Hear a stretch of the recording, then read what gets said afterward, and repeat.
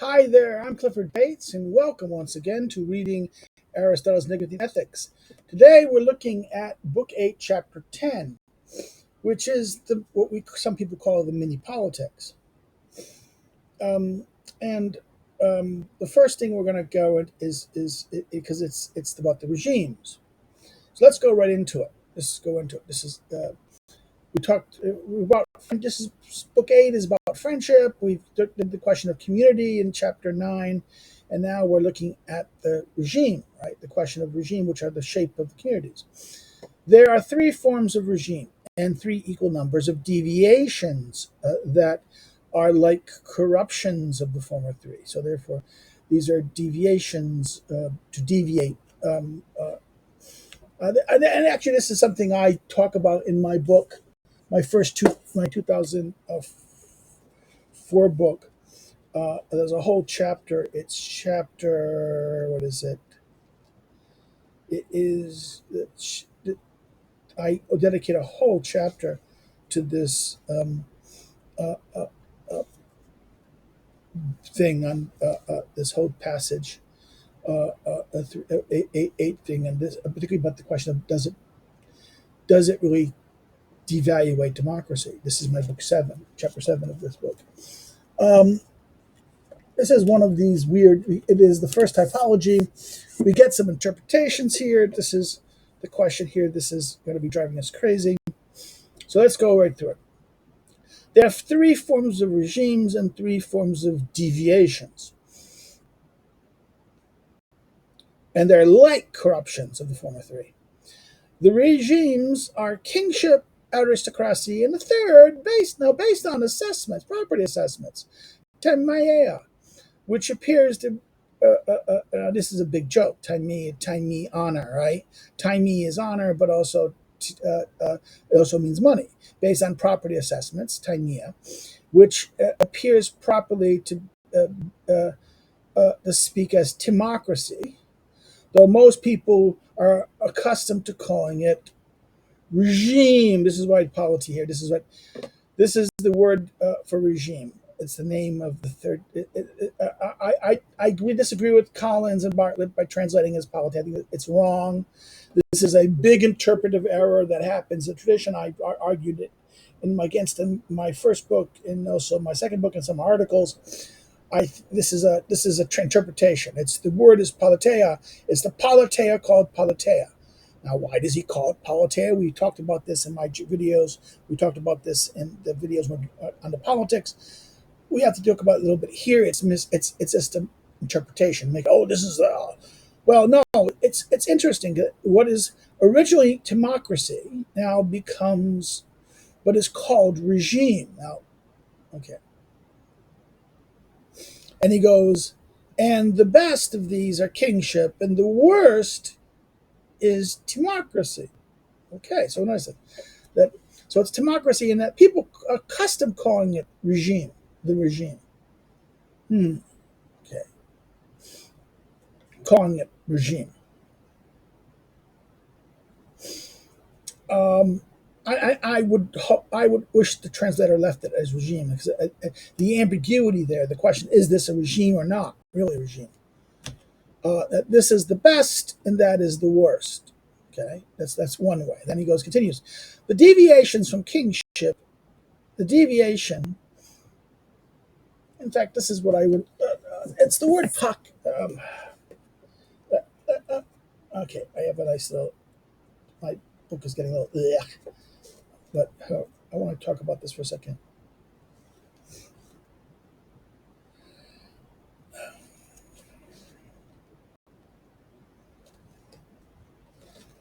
See, the deviation here is a very interesting word because um,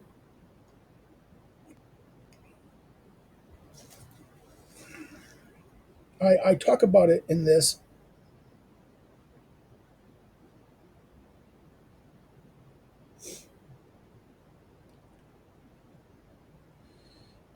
It's in my book, but to speak of the or least vicious. Now, to deviation is something to be a change upon, a change, something that deviates from it. And this is why it's a very interesting line here. Um, uh, uh, so let's go a little further in it. So, therefore, the question is tyranny, the deviation from kingship is tyranny, right? Is tyranny. While both are monarchies, monarchical, they differ. They differ the most because tyrant looks to what is advantageous, what is beneficial for himself, and the king to what is advantageous for the ruled. So wait a minute. This is something odd. Now he says that the king looks towards what is advantageous to the rule, but I thought common advantage. See, this is again here. This is where this account will differ from the politics. The king's what makes the kingship proper is its common advantage, right? Not to benefit of the ruled, but benefit of both ruler and ruled. Common. What is common in that sense? Here, the king cares for the tyrant cares for his own interest.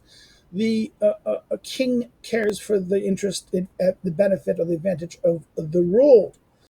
A king is not someone lacking in self-sufficiency or superiority of any goods.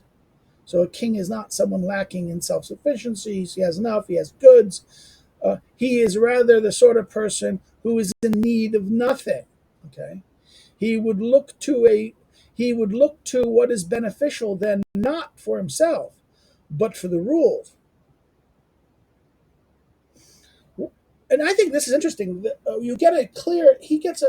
The teaching about the kingship is here is going to be a little different. It's going to be expressed a little different than he does. He doesn't really discuss the king so clearly in Politics 3. Now here he peels it out more clearly here, the king, because kingship is thus interesting because it's he needs for nothing. He is self sufficient, and he would look to what is beneficial not for himself but what is ruled for the rule. Were he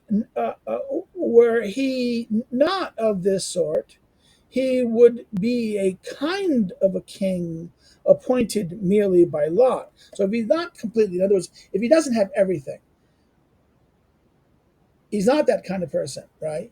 Then he's merely appointed by lot in that sense. So an office holder. If he's not of this sort, if he needs nothing and he works for the benefit of this, he merely appointed by lot. But tyranny, but he still rules for the benefit of the rule, right? So this one, he's not one of who's needs nothing and so that, but rather one is held by lot. That's so different. So that's a really weird thing here. It talks about the king by lot is that if he's when there's the king is not of the sort that he needs nothing, he is the superior sort. He's someone not someone lacking of self sufficiency, but superior, or he's superior in any goods. He is the one who lacks nothing, who needs in need of nothing.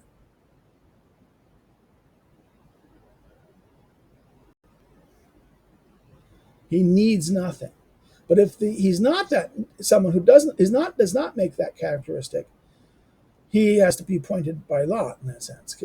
He would be if he's not of this sort, he would be kind of a king appointed by lot. That's the sense to do a function, and then he's removed and his time is up. But tyranny is in this respect the opposite. For the tyrant pursues the good for himself, and it is manifest in the case of a tyrant, is the most inferior regime since its opposite the best. Since the opposite of the best is the worst. So in other words, the opposite of the best is the worst. So wait a minute, if the opposite of the best is the worst, then how can be the worst is democracy? Of the three regimes, but then wait a minute, this first account of regimes is incomplete. It's not the question of correct. Yes, it's a deviation, but it's not a deviation of the regime, but it's the differentiation of the kind of rule. That is interesting. So therefore, the second paragraph of chapter 10 leads us to the third paragraph. The change. Now, notice this. This is interesting. He moves from deviation, paudobecne, to metobale. Very interesting. The change from kingship is to tyranny. For tyranny is the base form of a monarchy, and the corrupt king becomes a tyrant. So we talk about the change. From aristocracy, the change is to oligarchy as a consequence of the vice of the ruler who distributes what belongs to the city contrary to merit. That is, they distribute all or most of the goods to themselves or and the political offices away to some people. The goods themselves and the political offices always to the same people, since they make being wealthy their greatest concern. So therefore, this change. Now, he moves from paudobecne, this idea of corruption, right? This idea of deviation and corruption to change. That's interesting in that point. But then the problem here is in the aristocracy one, but it doesn't explain a change from kingship. In other words, he doesn't give us an explanation of how you get from our kingship that in the democracy. Okay, he says that kingship is best, democracy is worst. But wait a minute, if kingship is the best, then the worst is the opposite of it, and it's the opposite of it is not democracy, but the opposite of it is tyranny. Because why? It is the type of kingship that aims not for the benefit of the ruled, but the benefit of the ruler, the one who is ruling. Aristocracy, similar problem. That what happens here is that what he says here, from aristocracy change to oligarchy is a consequence of the vice of the rulers, those who are ruling in the aristocracy, who what they distribute what belongs to the city contrary to merit. That is, they distribute all or most of the goods to themselves, and political officers are always the same people, since they make being wealthy the greatest concern. A few corrupt people rule. Therefore, instead of the most decent people, the corrupt rule. Therefore, aristocracy is kind of maybe the rule of the most decent, right? The most good, decent people. From democracy, now there's no discussion of the change of kingship. In other words, interesting. First of all, we get no change from kingship to aristocracy or tyranny to aristocracy. We get no discussion. Tyranny and kingship are up here. Democracy is here. So democracy, oligarchy, from an oligarchy to democracy in that sense. Other goes, oh no, he goes to democracy. He doesn't give us to oligarchy. He goes through corrupt people instead of this. Now from democracy, there's a change to democracy. So there's no connection from one to one to one. There's this to this to this, right? From the change to democracy, from democracy, the change is to democracy, right? For they share a defining feature. Democracy, those who have property, right? Those two wishes to rule, wishes to be rule of the multitude. So it's a rule of the multitude, and all those who meet the property assessments are considered equal.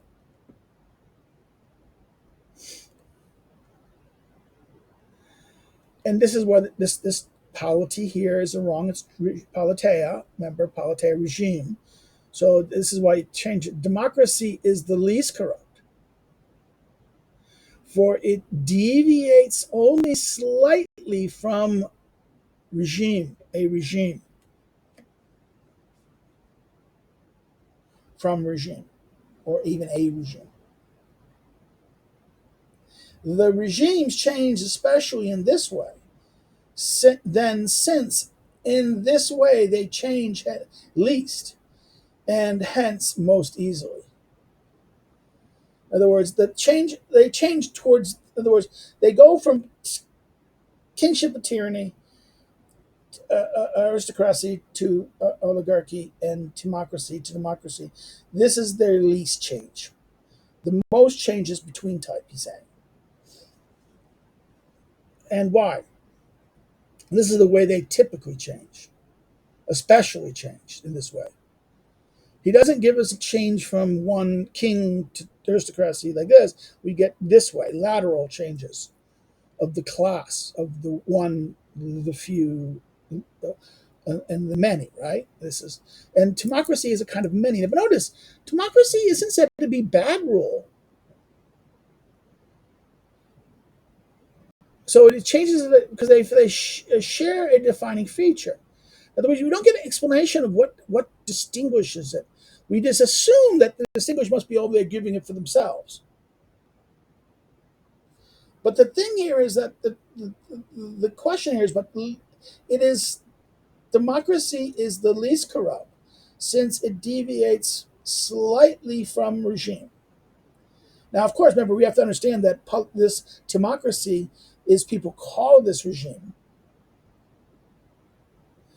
Maybe this is political rule. We don't understand. We have this thing, and democracy is the least corrupt of all regimes, is the least corrupt because it deviates only slightly from regime, from the form of regime, of a regime, form of from the form of regime. Now the question is, regime here, what is regime? Regime here is democracy. Why doesn't he use democracy? Why does he talk regime? Again, polity is the translator here is doing no favor. He's interpreting. It's politea. Yes, and I argued in my Democracy Best Regime book, I've argued this many times that this is a medieval misinterpretation. This idea of the mixed regime. I've argued in many articles now. I've one article out, and I hope you have another article out. I'm waiting to hear back from the editors about this and whether they're going to publish it or not. An article about this question about what does this regime mean. I'm going to double down on this point. People always challenge me saying, how come you're arguing this? I think this is a mistake. So let's go into this point here. So it is not that. The regimes change, especially in this way, since in this way they change the least and easily. So therefore we get our regimes and we get the change types. Kingship is the best, democracy is the least corrupt. Tyranny is the worst. Or democracy is the worst. Okay, that's the weird thing. There's two worsts, one best, one least corrupt. One could find likeness and, as it were, models of the regime in households too. So therefore, the similarity, you can look for the households. So that he moves here now from regime types, the kind of regimes, to the relationships within households. For the community of a father in relation to a son bears the resemblance of kingship, since the father cares for his children. And this is why Homer, too, addresses Zeus's father. Homer, Iliad, Book 1, like this. Homer, too, addresses his father, since kingship tends to be paternal rule. But among the Persians, the rule of the father is tyrannical. Also the Romans, Rex, remember, paternal Rex. Among the Persians, the rule of the father is tyrannical, for he uses his sons as slaves. Tyrannical rule, too, is a rule of master over slaves, since it is the advantage of the master that achieved in it.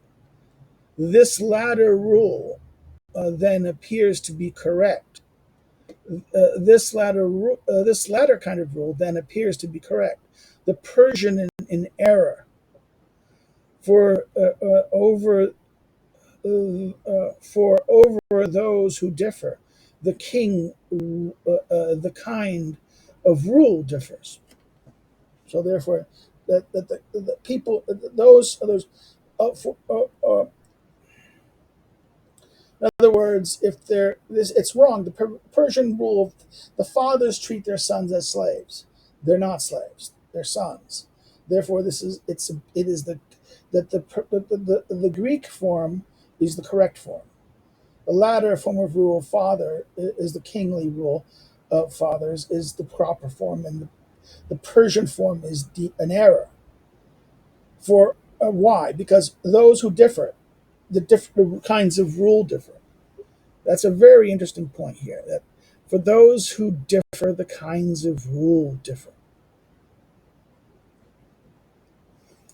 The community of husbands and wives, next paragraph. The communities of husband and wives appear to be aristocratic. The man rules in accord with merit regarding the things over which a man ought to rule, whereas all things suited to a woman he hands over to her. The man who takes control over all things turns his rule into oligarchy, for he does this contrary to merit and not in so much as it is better. So therefore, in other words, aristocracy, in other words, the idea is that husbands and wives is kind of aristocratic. He says here that man rules in accord to merit, according to over things man ought to rule, and whereas with things that more suited to women, he hands over to her. When a man rules over everything, this is more oligarchic. Why? Because he's holding everything. Sometimes he does this contrary to merit, and insofar it is much, and not because it's better or beneficial. Sometimes women's rule when they are heiresses. That's the idea. That if they're the heiress, the woman rules them. Their rule, therefore, arises not according to virtue, but on account of their wealth and power in oligarchies. So the women are dominant. It's because, and if they rule as rulers, because they're the heiresses, their power is because of their wealth and their power, and this is due usually in oligarchies. The community of brothers is like a timocracy. Hence, they are equals, except insofar as they differ in ages, which is exactly why the friendship is no longer brotherly if there is a great difference in age. So if there's, in other words, the brothers have to be equal in age. And I said they're too great in age, then it kind of breaks down. But democracy is found especially in houses where there's no master. In other words, that they're equal, everyone's equal. There's no one who's master. Since in these households all are on an equal footing, and in those where the ruler is weak, and each person has license to act as he likes.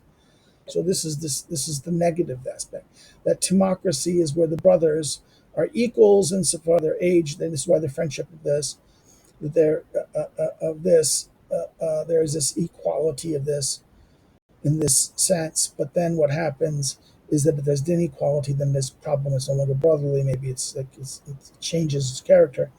But democracy is where there's no master, or the ruler is weak, and each person has license to act as he likes. And that's how he ends democracy. That this negative connotation of democracy, that that the ruler is weak and each person has the license to act as he wants. Well, that's it. This ends chapter 10. This thing. If you have any comments or questions, please put it below, and I'll respond to them when I see them. If you've liked the video, hit the like button. Hit it, share it on your social media, share it far and wide. This will help the algorithm. If you've not subscribed, please consider subscribing. Again, the more I like to growing the channel helps helps things out. We're getting near 500, and I like to get 500 soon. Another thing you can do is if you didn't like it, you can always thumbs down, but say why, so this way we can benefit. People can benefit why you didn't like it, what is wrong, what is something like this. You can follow me if you wish to follow me on social media. The social media links are below. If you want to know more about me and my scholarship, my research, and things like that, you can follow the links to my academic social media. The links are below that, um, um, below the social media links, the academic social media links. And if you want to help me to do what I do, want to help me, you want to contribute to what I do in that sense fiscally, you can do so through the links to subscribe to our Patreon below. The other thing you can do is you can, if you want to buy one of my books, help by buying my own books, you can. The books are listed by I have three available books listed below. You can order one of the books. Um, order one of the books through, not subscribe, through what do you call it? The bookstore or through online bookstore sellers like Amazon, Barnes and Noble, and the like, or through the publisher. Well, that's it. Next time we meet, we'll look at chapter 11. Take care. Bye bye.